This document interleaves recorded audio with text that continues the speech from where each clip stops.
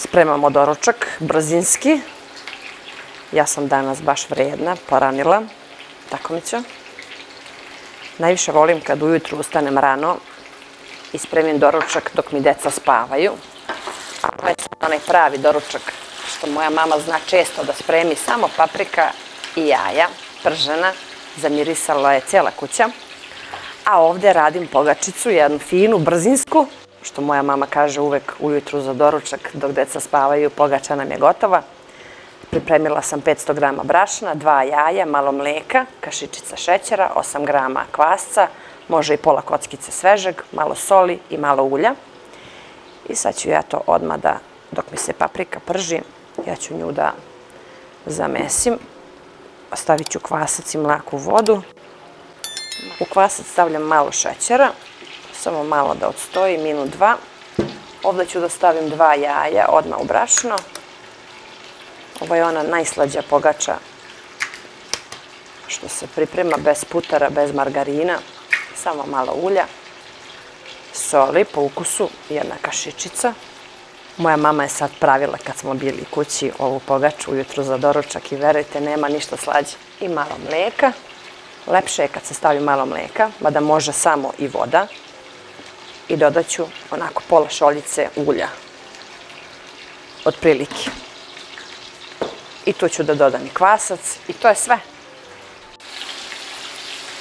Ovu papriku najviše volim da bude baš ovako, samo jaja i paprika.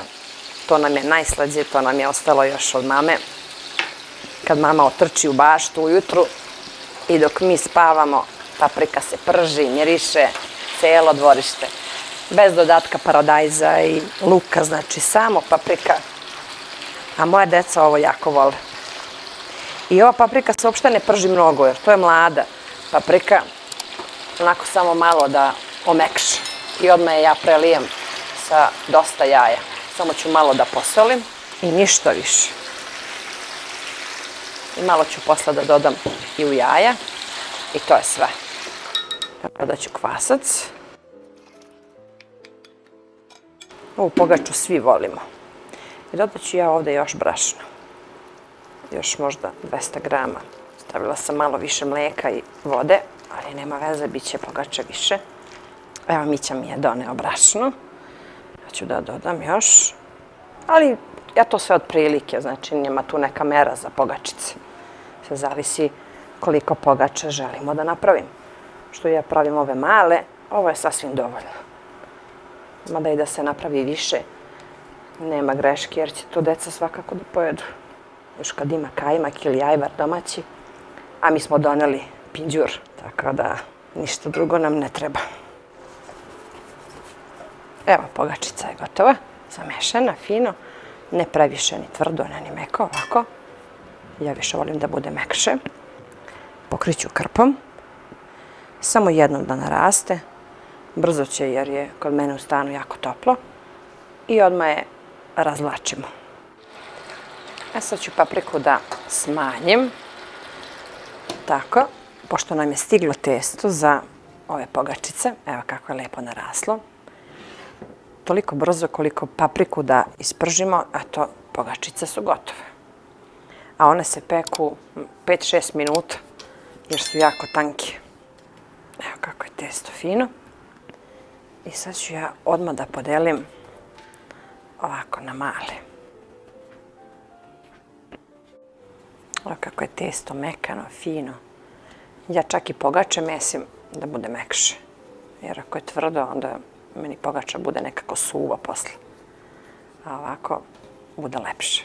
Samo malo ih ovako oblikujem i odmah ih oklagijom razvučem što tanje. Tako. Eto 6. Pripremila sam pleh veći, stavila malo ulja i sad ćemo da ih razvučemo. I sad ću ovdje na malo brašna da sklonim. Tako. I ovo prvo ćemo da razvučemo tanko. Mala oklagijica mi je ova sad zgodna.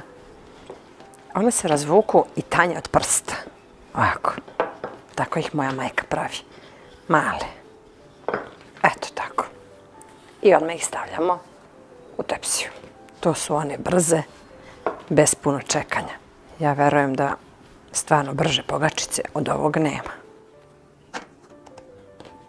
Dok paprika se isprži na laganoj vatri, pogačice vruće stižu. Evo, 4, da man mogu lepo da stanu. Sad čekam par minuta, samo malo da to odmori testo. I ostale su mi još 2 koje ću posebno da ispečem u jedan mali plehčić. Pokriću krpom da se ne suši testo. A onda ćemo da stavimo malo ulja preko njih. Evo ovako. Došlo je vreme da se peku. Evo kako su samo malo narasle, vrlo malo. I sad ih premažemo sa obično ulje, samo malo. Rernu sam uključila na 220. Prvo tako stavim na jače, a onda smanjim na 200. Prvih 5 minuta na jače, a onda smanjim i 7-8 minuta one su gotove. Jer baš su tanke. Taman dok stavim jaja u papriku, prženu, pogačice su gotove i možemo da ručkamo vruće. Pogača nam se peče, paprika je gotova. I sad ćemo da prelijemo sa umućenim jajima. Što više jaja, slađe je. Ja ću 5 da stavim, to je dovoljno. I još malo soli. I doručak najlepši, najslađi. Malo soli.